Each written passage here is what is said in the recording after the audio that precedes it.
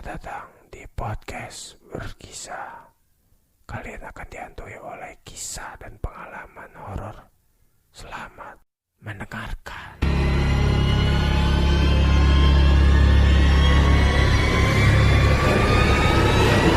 Sekarang kita dapat cerita nih Bang dari temen gua. Oh iya, tentang apa tuh? Tentang perjalanan dia naik gunung.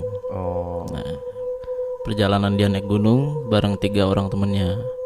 Nah, cuma nama gunungnya ini disembunyikan karena khawatir ada pihak-pihak yang merasa dirugikan. Oke. Langsung masuk ya. Oke, siap. Lokomotif pos 3.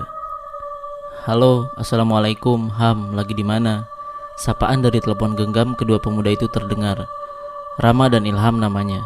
Waalaikumsalam. Iya Mas Rama. Baru selesai tugas. Kenapa Mas? Jawab Ilham. Begini Ham, Mas mau ajak kamu ke gunung di hari dekat-dekat ini. Apa ada waktu luang? Tanya Rama. Wah, kedengarannya seru tuh. Boleh Mas, iya aku ikut. Ujar Ilham tersenyum. Perjalanan ini memang sudah direncanakan Rama dari jauh-jauh hari sebelumnya. Sebelum Rama memutuskan Ilham sebagai teman perjalanannya. Iya benar, di kabupaten daerah itu memang memiliki berbagai gunung yang menawan. Beberapa di antaranya adalah gunung yang ingin Ilham dan Rama tuju. Gunung itu sangat ikonik bagi masyarakat sekitar dan sangat akrab di telinga para pecinta hiking. Gunung itu memiliki ketinggian sekitar sekian meter di atas permukaan laut, dengan puncak beberapa sabana dan berbagai keindahan juga misteri di atasnya. Tepat pada Sabtu tanggal 12 Mei 2018, kami berdua memutuskan untuk melakukan perjalanan menuju kabupaten tersebut. Kami berangkat menggunakan mobil pribadi Taufik. Taufik dan Rani adalah personil baru dalam perjalanan ini. Mereka berdua adalah teman Ilham di masa sekolah dasar. Mereka periang dan bijaksana. Pagi itu, Sabtu 12 Mei 2018, kami semua sepakat untuk berkumpul di depan rumah Taufik di Jalan Mangga, Desa Mekarsari, Kota Depok. Menunggu Rani, seraya menyiapkan segala hal untuk kami bawa. Di wajah dinding rumah Taufik telah disandarkan 3 ransel milik mereka bertiga. Nah, itu Rani. Rani tiba pukul 7 pagi, disambut sapaan Rama di ujung langkahnya. Maaf Mas, aku telat, aku kesiangan. Hehe, jawab Rani. Di antara kami berempat, Rama adalah orang yang dituakan. Panggilan hormat kami kepadanya adalah Mas. Bagaimana, apa sudah siap semua Ran? Fik, Ham, tanya Rama, sekedar memastikan bahwa semuanya sudah siap. Sudah Mas, langsung berangkat yuk, jawab Rani. Kami memulai keberangkatan 30 menit setelah Rani tiba. Dari kediaman rumah Taufik sampai di jalur pendakian gunung, kami menghabiskan waktu perjalanan selama 11 jam. Di dalam perjalanan, kami ditemani canda tawa si periang Rani, mencari sedikit informasi terkait gunung yang akan dituju. Lagu-lagu, khayalan-khayalan yang memikirkan sekiranya apa yang dapat kita lakukan di sana selain mendaki, beristirahat, dan saling menghela nafas segar di luar kendaraan. Ini tempat yang sangat indah walaupun kita belum sampai tujuan. Tetapi kita sudah lihat bagaimana indahnya gunung itu, ujar Ilham. Kira-kira sudah separuh perjalanan, kami memutuskan untuk beristirahat di samping kebun teh yang sudah terkena aspal di kening tanah suburnya. Yang sudah tampak jelas tujuan kami sudah tinggal beberapa kilometer lagi setelah warung yang kami singgah ini. Warung Ibu Salamah namanya. Bu, itu benar gunung di kabupaten ini kah? Tanya Rani kepada ibu pemilik warung itu. Bener non, eta gunungna, kalian mau ke sana? Jawab ibu warung itu, seraya bertanya kembali kepada Rani. Iya bu, kita berempat mau ke sana, jawab Rani. Walah non, kalian mau berlibur atau gimana non? Dengan nada Sundanis, Ibu Salamah bertanya kembali. Iya bu, benar, kami sedang liburan. Di kuliahan kami libur bu, dan itu yang memakai topi bu. Nah, dia saja yang sudah bekerja.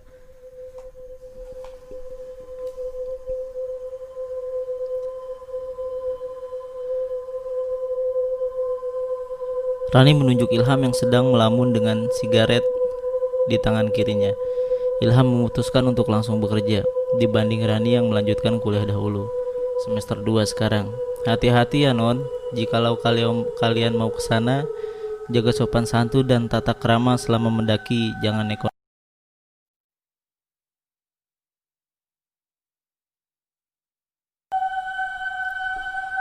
Yang mewakili kami berempat, sambil menikmati hidangan yang kami pesan ke ibu. Kami beristirahat di depan warungnya. Waktu itu langit memang terlihat sangat cerah. Udara yang sejuk, keadaan yang sangat berbeda jauh dari kota kami berasal, Depok.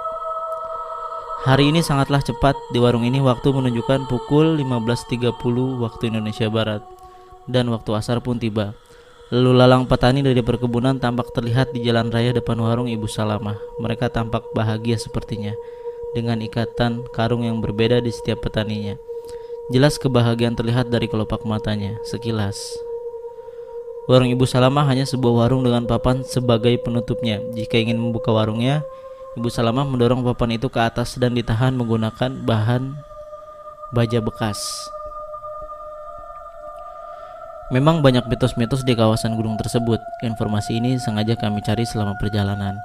Sebagian masyarakat yang bermukim di kaki gunungnya masih percaya tentang adanya mitos-mitos ladangan itu. Tepatnya di kawasan gunung mayoritas petani perkebunan yang sangat lihai dan apik menjaga alam sekitarnya. Semoga kami tidak apa-apa di sana. Amin. Jadi berapa bu semuanya? Bertanya Rama kepada ibu warung itu. Semua jadi 40.000 mas, rokok 1 bungkus, mie rebus dan 4 es teh manis, ujar Ibu Salamah. Kami melanjutkan perjalanan selepas mereka cukup kami beristirahat di warung itu. Cukup lama, 40 menit kami berada di sana. Perkiraan kita sampai di pos simaksi pendakian itu malam. Menurut kalian, kita langsung naik atau menunggu pagi dulu di sana? Rama. Aku ikut aja deh mas, jawab Rani. Kalian berdua gimana Ham, Fik? Tanya Rama. Iya mas, kita berdua juga ikut mas aja, ya nggak Ham? Jawab Taufik. Ilham tidak mau panjang lebar, Ilham mengiyakan. Tiba pukul 20.00 waktu Indonesia Barat, tempat simaksi pendakian. Rani, Taufik, dan Ilham menurunkan semua barang dari mobil dan memegang masing-masing kepunyaannya, ransel, handphone, dan barang-barang yang lainnya. Rama mencari tempat parkir. Terlihat di parkiran ini hanya beberapa motor yang mengisi lahan kosong yang diperkirakan luasnya 40 x 80 meter. Bilik-bilik di sekelilingnya juga kabut yang belum terlalu tebal. Kami disambut dengan berbagai suara hewan-hewan di sana, sapaan angin dengan angin-angin yang sedikit demi sedikit masuk melalui sela-sela jaket kita. Tetapi Ilham tetap diam dan murung saja. Tas Rama ada di depan tulang kering Ilham. Ia menjaga agar tidak terlebih dahulu kotor. Tas aku mana Fik? Rama sampai dan kami berkumpul kembali. Tuh di depan Ilham, jawab Taufik. KTP kalian ada, Rama. Rama berjalan sendiri untuk mendaftarkan diri sebagai pendaki yang naik pada tanggal 12 Mei 2018. Kawan yang lain menunggu di bilik-bilik tempat beristirahat pendakian. Permisi mas, Rama.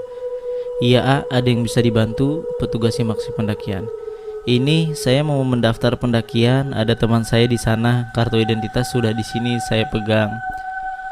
Rama menuju ke arah bilik dengan 3 teman di depan biliknya. Beberapa orang merengkuh dirinya sendiri, memainkan kaki ke depan dan ke belakang, dan tetap Ilham masih diam saja. Oh, itu temannya ya, A, yang berdua itu ya. Mana A identitasnya? Jawab petugas dan beberapa arahan yang disampaikan kepada Rama. Pendaftaran pendakian selesai. Rama tampak bahagia, agak sedikit kebingungan, dan kami berempat naik via jalur kedua pendakian. Gimana mas, beres? Taufik yang sudah mulai akrab dengan Rama. Beres, alhamdulillah. Yuk segera kita siap-siap. Udah jam berapa nih? Rama. Ayo, sahut-sahutan dari mereka. Informasi dari petugas, waktu pendakian yang dibutuhkan kurang lebih 4-5 jam dengan trek, bebatuan dan pasir yang akan dilalui dari pos 2 ke pos 3. Untuk keseluruhan, ada 4 pos pendakian yang cukup curam dan licin yang bebatuan kecil. Benar saja, kami disambut jalan gersang dan panas mungkin jika kita lalui siang hari, karena dari sorotan lampu headlamp. Hanya terlihat beberapa pohon saja di kanan kiri jalan menuju ke pos 1. Udara semakin dingin dan semakin gelap dan mencekam juga keadaan. Angin datang dari berbagai arah yang tidak tertentu, berubah-ubah di setiap menitnya. Singkat cerita, Kami sampai juga di pos 3 waktu itu, sambil seraya beristirahat karena kami sudah berjalan-jalan 2 jam lamanya. Rama, Taufik, Rani, dan Ilham beristirahat bersama di tepian padang yang gelap, membuat perapian untuk menghangatkan diri dan menggosok-gosokkan tangan, dan sesekali meniup telapak tangan mereka masing-masing.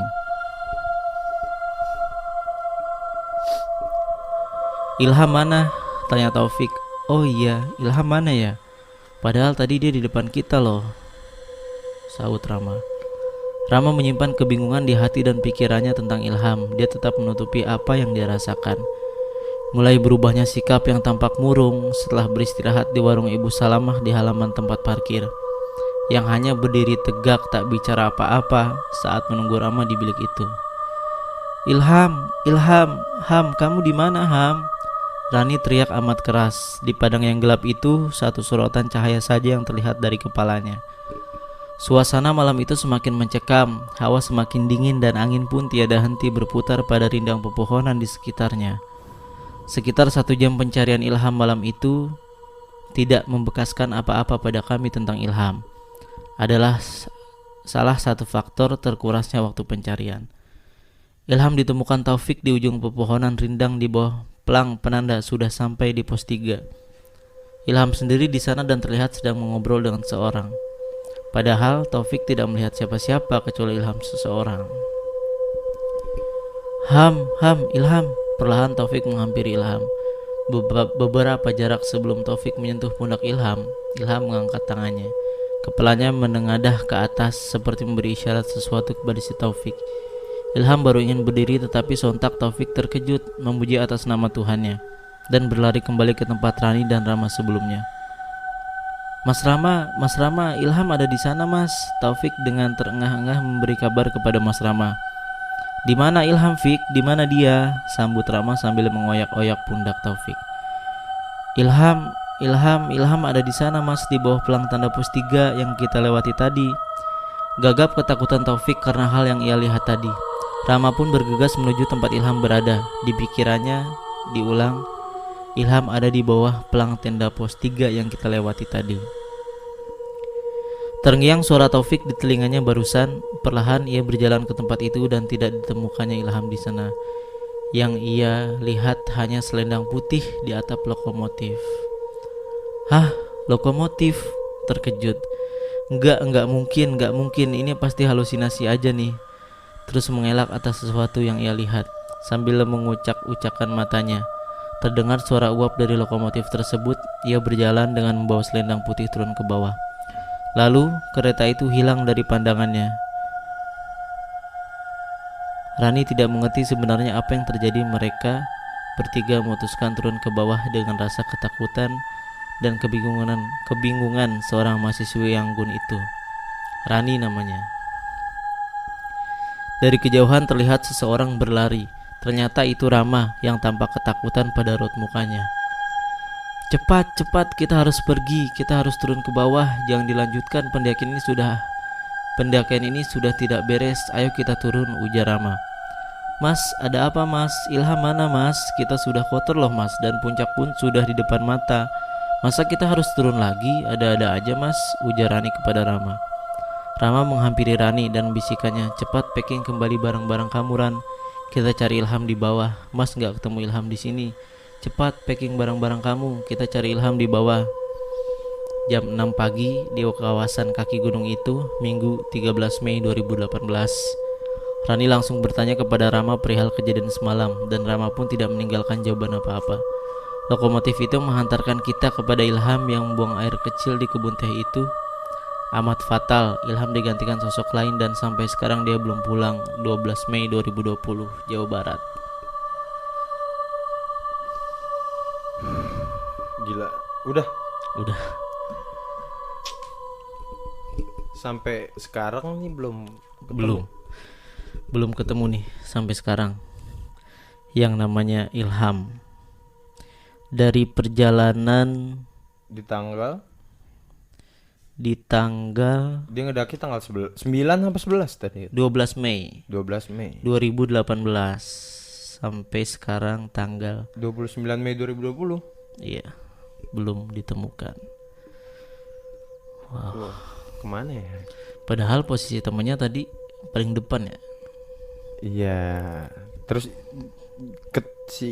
berapa orang tadi? Ilham, Rama, Rani. Ilham, Rama, Rani, Taufik. Berarti berempat ya, sama satu Empat. cewek ya. Iya, satu cewek. Terus baru nyampe di pos 2, pos 3 tadi. Pos 2. Pos 2. Pos 3. Pos 3, iya benar pos 3. Pos 3 nggak ada. Mhm. Terus ketemu, ternyata si Ilham lagi ngobrol sendiri di pohon ya kan. Heeh. Padahal nggak ada orang.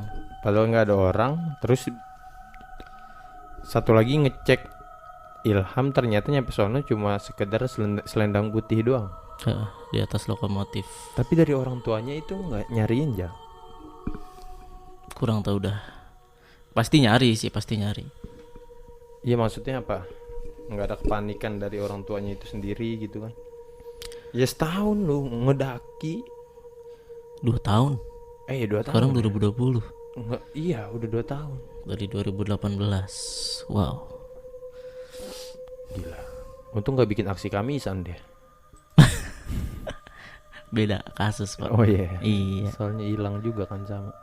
Jadi mungkin buat teman-teman lebih hati-hati aja kali kalau ngedaki ya. Ini di akhir cerita, Hah?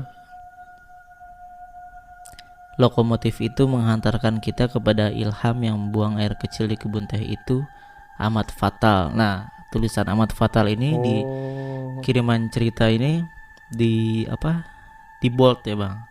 Nah, di bold amat fatal.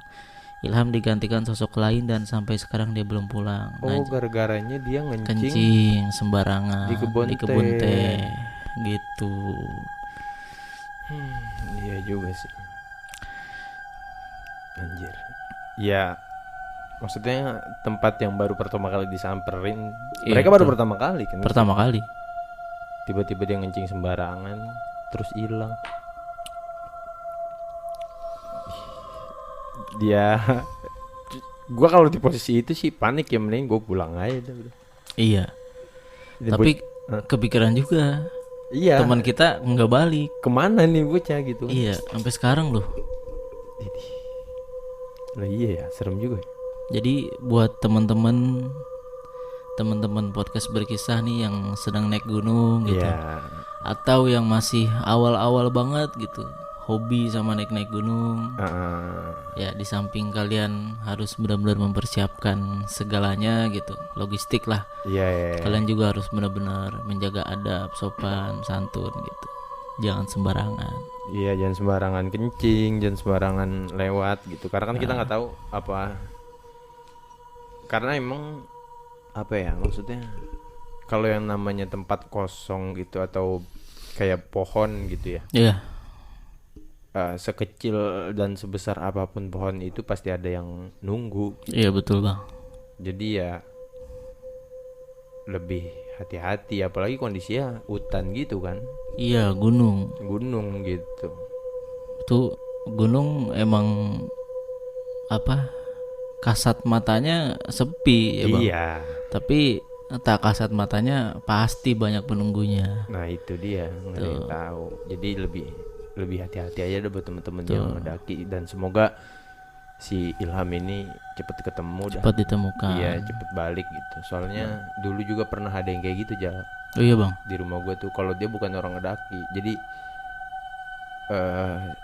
dia udah nikah gitu, udah agak tua gitu. Terus nyuci di kali. Nyuci di kali. Itu tahun berapa, Bang? Emang ekonominya tuh kurang gitu, jadi orang-orang di rumah gue tuh masih banyak yang nyuci di kali gitu. Oh. Iya, akhirnya dia nyuci di kali, nggak lama 3 hari hilang aja. Tapi udah sempet balik. Enggak, dia jadi nyuci nih. Nyuci nggak pulang-pulang tuh. Oh. Anaknya kan nyariin ya. 3 hari nggak pulang katanya. Tahu-tahu pas ketemu itu dia pokoknya 3 hari setelah itu ketemu ada jauhnya itu kurang lebih 30 km dari situ ada kebun pisang. Dari kali itu. Dari tempat dia nyuci. 30 km itu. 30. Wih, jauh juga dong. 30 km. Ada kebun pisang gitu dan jauh gitu dari kali gitu. Iya. Dia tuh jadi ada kedebong pisang rebah gitu. Nah dia tuh di bawah kedebong pisang itu gitu. Oh. Ditemuinnya di situ gitu. Keadaan sadar gitu. Maksud gua Oh, tapi sadar. sadar kalau nganyut dan terdampar kan paling di pinggir kali, di pantai-pantai Iya, kali iya, kan. pasti. Enggak sampai jaraknya 10 apa 15 meter dari kali gitu. Mm-mm. Ini Apalagi jaraknya- adanya ditemuinya bukan masih di sungai ya, ya iya jaraknya Udah ke 15 meter daratan. dari kali gitu, di daratan gitu. di bawah kedebong lagi. Nah itu pas ditanya itu katanya dia kayak dibawa di satu alam gitu. Di depannya ada kuburan gitu. Dia bilangnya sih tinggi, rambutnya panjang, bajunya putih gitu kan. Ha-ha. Terus dia disuruh makan cacing gitu ya. Wih, Nah setelah dia ditemuin itu dia 3 hari nggak ngomong. Seminggu nggak ngomong. seminggu setelah ditemuin Iya, nggak ngomong, nggak ngomong apa-apa gitu. tapi makan. Ya duduk di depan rumah, selonjor, rambut berantakan, tatapan kosong, gitu doang tuh selama seminggu. Bahkan masuk ke dalam aja gitu. Ya artinya kan tempat-tempat yang kayak gunung, kali, ya intinya nggak ada yang tahu gitu. Iya Ya, betul. pokoknya dia tuh ngerasa kayak dia dibawa sama, ya dia tiba-tiba begitu dia sadar itu dia sila di depan kuburan, dia hadapin cacing dan dia disuruh makan cacing itu gitu. Gitu. Maksud gua kalau kolong wewe kan nangkepnya anak kecil ya. Iya betul. Gitu. Ini bukan kolong wewe kan berarti. Kolong bobo. Nangkapnya bapak-bapak soalnya. Enggak, bukan bapak-bapak, ibu-ibu aja. Oh, ibu-ibu. Ibu-ibu ini. Oh, kolong wiwi berarti. Ya pesan aja paling buat teman-teman ya, dan segitu aja kisah agar kita lebih berhati-hati juga gitu. Tapi harus tetap semangat mendaki gunung, Bang. Iya. Jangan sampai dengan cerita Jaga. ini takut, jangan. Jaga kebersihan Jaga juga. kebersihan. Lo kan tujuan ke sono kan mau dapat udara segar. Misalnya tadabur alam ya, Bang. Iya, jangan akhirnya nyampe sono malah nyampah gitu. Melihat Kasihan keindahan ciptaan Allah. Nah, gitu. Ya, segitu aja paling. Oke. Nanti balik lagi di kisah-kisah selanjutnya. Dan wassalamualaikum warahmatullahi wabarakatuh.